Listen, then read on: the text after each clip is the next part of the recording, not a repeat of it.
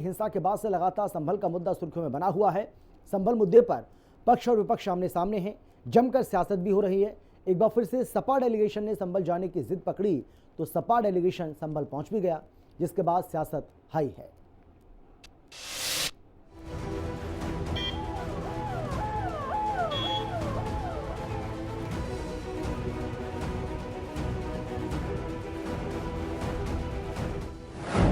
अखिलेश के 9 रत्न,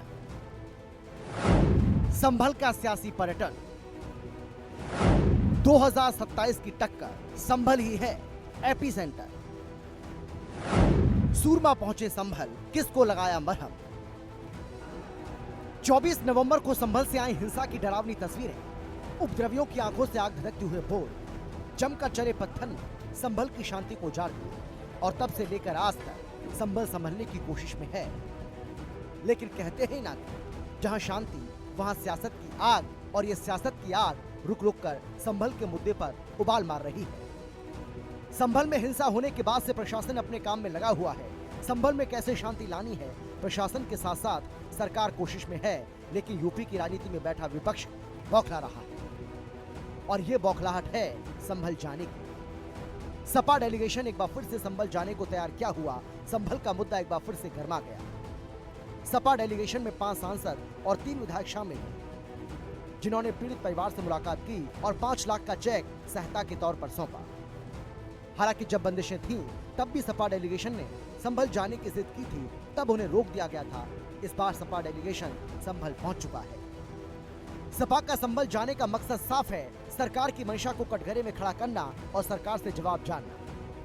तो दूसरी तरफ सपा डेलीगेशन संभल जाकर हिंसा में मारे गए लोगों के परिजनों से मुलाकात कर एक नया एजेंडा सेट कर दिया। आपको याद दिला देते हैं, संभल हिंसा में 5 लोग मारे गए थे। सपा की तरफ से पांचों के परिवार को 5-5 लाख रुपए की सहायता राशि देने का ऐलान किया गया। खुद सपा के कद्दावर नेता माता प्रसाद पांडे के साथ साथ सपा डेलीगेशन, जिसमें जियाउर रहमान बर्ग, लाल बिहारी यादव, कमाल अख्तर, इकबाल महमूद, पिंकी यादव और राम खिलाड़ी यादव संभल पहुंचे। ये एक बहुत छोटी हमारी तरफ से, पार्टी की तरफ से मदद है। कोई जिस तरीके की घटना को यहाँ पर अंजाम दिया गया उसकी कोई भरपाई नहीं है, हमें बेहद अफसोस है। लेकिन फिर भी जो भी नुकसान हमारे लोगों का यहाँ पर हुआ है प्रशासन द्वारा, तो उसके लिए हम ये एक छोटी सी मदद लेकर यहाँ पर पार्टी की तरफ से आए थे। हमने पहले भी प्रयास किया लेकिन किसी को आने नहीं दिया गया।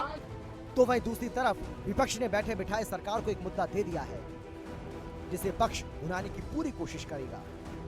हालांकि योगी सरकार लगातार संभल के मुद्दे पर सपा की मंशा पर सवाल उठा रही है। खुद सीएम योगी आदित्यनाथ ने संभल हिंसा का जिम्मेदार सपा को करार दिया था और जमकर संभल का इतिहास सपा के सामने रखा था, जिसके बाद संभल हिंसा की आग शांत होने के बजाय भड़कती जा रही है। पीड़ित परिवार ने यही बताया, अभी तो पूरी बात हुई नहीं है, आपके सामने सीधे आया है। ये है कि पीड़ित परिवार के साथ अन्याय हुआ, उनके परिवार के लोगों को गोली मारी गई और उनकी मृत्यु हो गई। इससे बड़ा पीड़ित परिवार को और क्या ज्यादा कष्ट हो सकता है। पुलिस ने गोली मारी है, पुलिस ने। हम कही रहे, इसीलिए तो हमारी लड़ाई चल रही। सदन में माननीय मुख्यमंत्री जी ने ये कहा कि सन 47 से लेकर अब तक 209 मौत हो चुकी। बेसिकली उन्होंने 1978 पे ज्यादा उनका जोर कि उसमें, लेकिन संसद की जो लाइब्रेरी में उसमें जो रिपोर्ट रखी 15 की है। तो ये देखिए, उस समय हमारे पक्ष में रिपोर्ट नहीं था। हमने उनसे ये कहा था, जो बोल रहे थे, तो उठ के मैंने कहा था 1978 में जब ये दंगा या जो भी आप कह लीजिए, जो भी यहाँ हुआ, उस समय आपकी पार्टी भी सरकार में थी। तब जनता पार्टी की सरकार थी, भारतीय जनता पार्टी भी उसमें थी। तो कैसे आप उससे मुकर सकते हैं कि आप नहीं उसमें थे? संख्या जो बताई, संख्या उन्होंने 182 बताई थी। आपने तुरंत कहा ये झूठ बोल रहे हो। हम लोगों ने ये है कि हाँ, इन्होंने कहा कि आप सिद्ध करो, नहीं तो मैं इस्तीफा दे दूंगा। हमारे इकबाल मामू जी ने कहा था। वहाँ मौजूद नहीं था तो कैसे ये घटना घट गई और कैसे मेरे पर मुकदमा लिख गया। आपसे मैं मीडिया वालों के माध्यम से कहना चाहता हूँ कि अगर मेरी मानसिकता ये होती, मेरी सोच होती कि मैं इस प्रदेश का संभल के उसमें आग लगाना चाहता हूँ, तो पहले से तो ताकत में हम दादा मोहतम के टाइम से सबसे रहे। 29 साल से क्यों यहाँ पे दंगा फंसाते हैं? अगर हम ये चाहते, पहले दिन जब सर्वे हुआ था 19 तारीख में, जब मैं वहाँ मौजूद था, उस दिन दंगा फसाद क्यों नहीं हुआ? 22 तारीख में जब जुमे के दिन अगर जब नमाज से हमारे लोगों को रोका गया तो उस दिन दंगा क्यों नहीं हुआ? तब होता। मैं आरोपी के मैंने भड़का दिया जब मैं मौजूद नहीं, हजारों किलोमीटर दूर बेंगलोर के अंदर all India Muslim personal law board की बैठक में गया था, तो आप कह रहे हो दंगा भड़का दिया। उन्होंने कहा कि उसके माध्यम से उन्होंने इस प्रकार की स्पीच दी। मुझे स्पीच दिखाइए कि जिसके अंदर कि मैंने गलत कहा हो, मैंने कानून के माध्यम का इस पर कहा था कि अच्छा मैंने ये अल्फाज कहा मस्जिद ये है और रहेगी, तो क्या गलत था? तो अज्ञात में है तो किसी को मुलजिम बना सकते हैं। आईओ तो वही है जो जब पुलिस ही आईओ है तो किसी को मुलजिम बना सकती है, जो है कह सकती है कि पुलिस ने फला व्यक्ति ने मारा। अब देखना होगा कि संभल जाने के बाद सपा की राजनीति किस करवट जाती है। क्या सपा का संभल वाला दाम फिट बैठता है? क्या फिर से संभल के मुद्दे पर विपक्ष सियासत के मूड में है?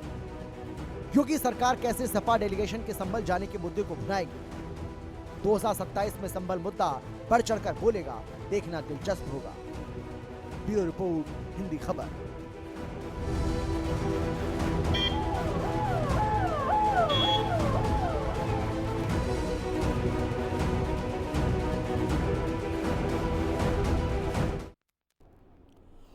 और चलिए संभल से एक बड़ी